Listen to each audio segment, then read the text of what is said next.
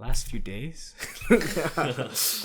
What's good, everyone? It's Bui and John. And in this video, we're going to be going over our last few days of development for our arena game. These past couple weeks, we focused on implementing the enemy's abilities with the goal of making each enemy feel unique. One thing we did well was having variety. We had a wide range of different abilities, including buffs, projectiles, and other unique attacks. This keeps the game fresh and it keeps the player on their toes because they will always be up against a different type of enemy. When we were first implementing these abilities, there was a lot of discussion about balance. We played through the game with different builds and strategies. Some of our testers found certain enemies to be too annoying or too strong. In response to this, we made some changes to the shops. Players can purchase better equipment to offset the increasing power level of enemies. One example of this was the late game armor offering more health. Moving forward, we realized that it's important to have different people play our game. It offers us different perspectives because not everyone is equally skilled and different players will want to approach the game in different ways, and we need to account for all of these details. We've added a lot of sounds. Along these series, we've realized that sound design is a part of game design. Without the sounds, it just doesn't feel as satisfying playing the game. So we worked a lot on our FX and we've added some voice lines from our friends Brian and Ben. You can check out those voice recordings through the link above. On the other hand, this also goes with aesthetics. Visual design is a part of game design, and in this project, we won't be able to implement said visual design at the level we want. But that's something that we're going to know and we're going to learn moving forward. We've also done a lot of testing and we have a couple of key findings. One pertains with consistency and experimentation. A lot of our testers were finding frustrations with blocking.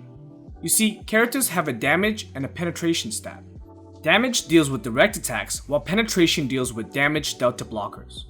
There were a handful of characters that we wanted to experiment with that had higher penetration than normal, and some with higher penetration than damage. We found that we got a lot of complaints that blocking wasn't working, and when we took a look at it, we realized no, blocking was working. But despite the sound of blocking, players' first inclination to see their health tank after blocking was that blocking wasn't working. So we've effectively normalized the values of damage and penetration. We also had trouble distinguishing what abilities should and shouldn't be blocked. One of our testers, Jordan, pointed out, well, should I be able to block magic? And so it made a clear line for us. Physical items should be blocked and magical items should not. And here is a highlight of 2 design lessons that Wizards of the Coast head designer Mark Rosewater has taught. 1, you cannot fight human nature, and 2, don't confuse what's interesting with what's fun. We also quickly found out what abilities and mechanics were considered fun and anti-fun. An enemy in the game nicknamed Count Succula has an ability to drain the player's health over time. Initially, this ability was just a massive heal, similar to a player drinking a potion. But we realized very quickly that this ability was very anti-fun. We saw that players, when hacking away at the opponent's health, they would just be demoralized when they saw a massive heal.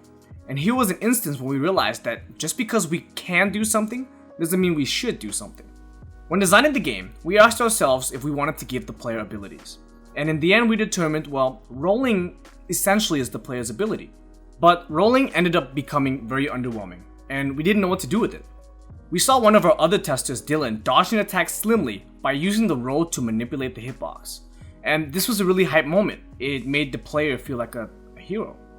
So in the end, we decided that we wanted to capture this essence more often than not, and we gave rolling some invincibility frames. And this led to more options for the players because rolling was so much more attractive, and it led to amazing moments in testing. What's going to be next for us is more testing and small touch-ups. On was able to create a full model of the arena, and so we should be able to implement that in the next version. We're looking to release this project on Thursday through itch.io, so be on the lookout. As always, thanks for watching, and we will see you guys next time. Be well.